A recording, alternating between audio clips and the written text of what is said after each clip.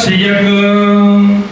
ब्रह्मा जी बोले, हे नारद, इसी बात को लेकर कनखल नामक तीर्थ में प्रजापति दक्ष ने एक बहुत बड़ा यज्ञ किया। कनखल कहाँ पड़ता है बता? हाँ, माता जी बोले हरिद्वार धाम की जय। और महाराज कनखल सुंदर नगरी में और नामक प्रजापति दक्ष ने बहुत बड़ा यज्ञ किया, जिसमें भृगु आदि तपस्वियों को ऋषध्वज बनाकर बनाया गया। 88,000 ऋतध्वज उस यज्ञ में आहुति देते हुए थे और 64,000 ऋषि मंत्र बोलते थे। जितने अर्धायु और होते थे उतने ही सप्तऋषि और नारदादिक ऋषि पृथक पृथक गाया करते थे।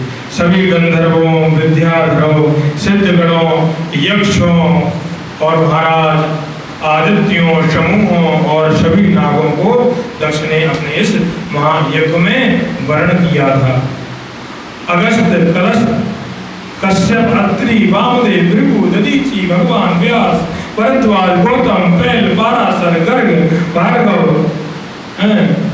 कपपाशित, सुमंत, ऋक, कंक और वैश्य, बाण और पायन ने भी सभी ऋषियों मुनि मेरे पुत्र थे और यज्ञ में आए भी थे। सपरिवार और वैकुंठ ने विष्णु जी अपने पार्षदों सपरिवार रहता है। इसी प्रकार शिव माया शिव मोहित अन्य सभी देवता दक्ष के यज्ञ में पधारे।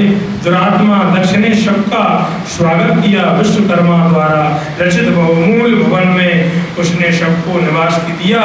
मांगलिक कृत्य के होने के बाद दक्ष ने सापत्नी की यज्ञ में दीक्षा ली, परंतु दुरात्मा दक्ष ने उस यज्ञ में शिव जी को नहीं बुलाया और यह कह दिया कि वे कलापधारी शिव जी को चित्र देखने वाले दक्ष ने अपनी प्रिय पुत्री सती को भी यह कहकर नहीं बुलाया कि वह कपाली भी भार्या है।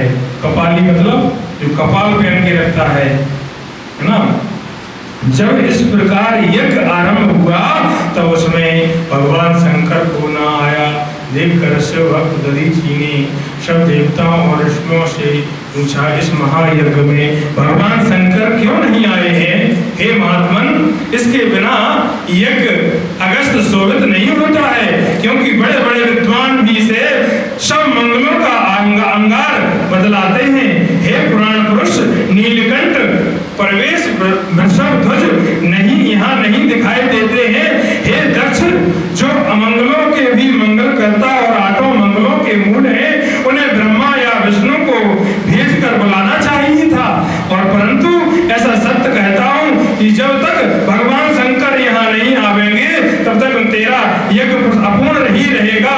यह दधीचि ने बात सुनकर मूढ़ बुद्धि दक्ष को मुस्कुरा कर कहा, देवताओं के मूल विष्णु हैं तो विष्णु जी तो आ गए हैं, फिर शिव जी मुझे क्यों आवश्यक हैं? और यह कहो कि मैंने शिव जी की कहने से ही इन्हें अपनी कन्या दे दी, और नहीं तो उस अकुलनीय माता पिता के रहित भूतों प्रेतों के स्वामी अत भी अभिमानी मूर्ख स्तब्धमानी और ईर्ष्या करने वाले को कौन पूछता है? और महाराज ऐसे क्रूर शब्द भोले शंकर बाबा के लिए बोले, और वह यज्ञ इस यज्ञ कर्म के कदापि योग्य नहीं है। और महाराज इसलिए मैंने उन्हें नहीं बुलाया, तुम फिर कभी ऐसा ना कहना। और मैंने इस यज्ञ को तो आप सब लोगों से ही मिलकर सफल बनाऊंगा। दक्ष के ऐसे कहने पर दधीचि ने सब मुनियों को सुनाते हुए कहा, तुम चाहे जो कहो, पर भगवान शंकर के बिना तो यज्ञ अपूर्ण ही रहेगा और इसकी तुम साप को भी प्राप्त होंगे।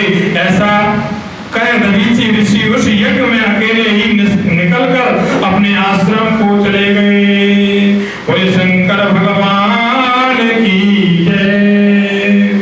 और महाराज दधीचि ऋषि यज्ञ से निकलकर अपने आश्रम को अपनी पर्ण कुटी के लिए चल दिए महाराज। और उस प्रकार वहां जितने भी सब भक्त थे वे सब के सब साथ देते हुए अपने अपने आश्रम को स्थापित हुए। और दक्ष हंसने लगा। फिर उसने अन्य मुनियों से कहा, शिव भक्त दधीचि गया और यह अच्छा हुआ, मैं यही चाहता था कि मैं बहिष्कृतों को अपने यज्ञ में मेरे यज्ञ में सफल बनाऊंगा। और मैं चाहता था कि बहिष्कृतों को अपने यज्ञ में चाहता नहीं था। विष्णु आदि सभी लोग वेद के वक्ता हैं और मेरे यज्ञ को सफल बनाएंगे। दक्ष की इस बात को सुनकर सब देवता और मुनीश्वर शिव जी की माया से मोहित हो गए महाराज, और उन्होंने देवताओं की पूजा आरंभ करा दी महाराज। और हे मुनीश्वर, यह तो दक्ष शाप की कथा मैंने तुमसे सुनाई, अब आगे यज्ञ विध्वंस का योग सुनाऊंगा, आदर पूर्वक सुनिएगा। बोले शंकर भगवान